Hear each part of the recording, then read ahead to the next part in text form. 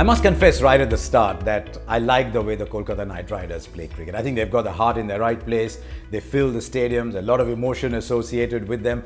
But there's two factors all you KKR fans need to watch out for this year. One is the entire KKR DNA is built around spin bowling. They've had Shakib, they've had Narayan, they've had Chawla, they've had Kuldeep Yadav in their prime when the Eden Gardens was this slow, spongy track. Sunil Narayan's 4 overs, which virtually just discounted. You thought you only had 16 overs to play against.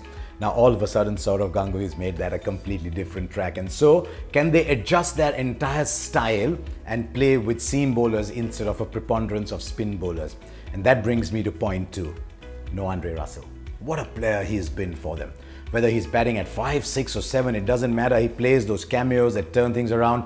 And his bowling has been vastly underrated. Look at whichever side he plays for, he's among the leading wicket takers of the league, and suddenly there's no Andre Russell.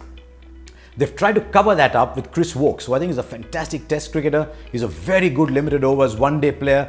Is he as good in T20? We'll discover now. Because sometimes when you bowl the English length in the IPL, the ball tends to be in the stands.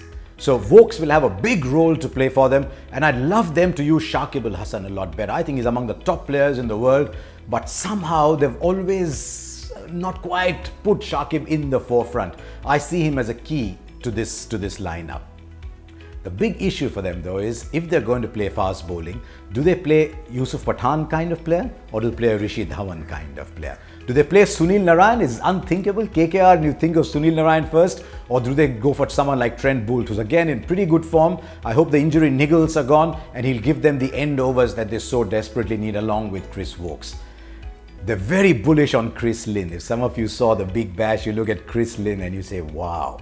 Now, not a great record against spin, but on the revamped Eden Gardens, maybe Chris Lynn will be that big X factor that they need.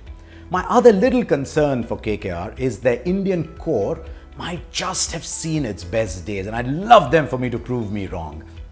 Has Gautam Gambhir seen his best days as a batsman? Has Robin Uthappa, Yusuf Pathan for that matter? I'd love, as I said, all of them to come out firing.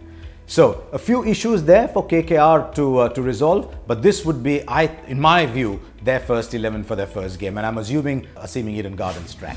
I think they go with Gambhir and Uthappa. Uthappa to keep wickets is a big factor in their balance.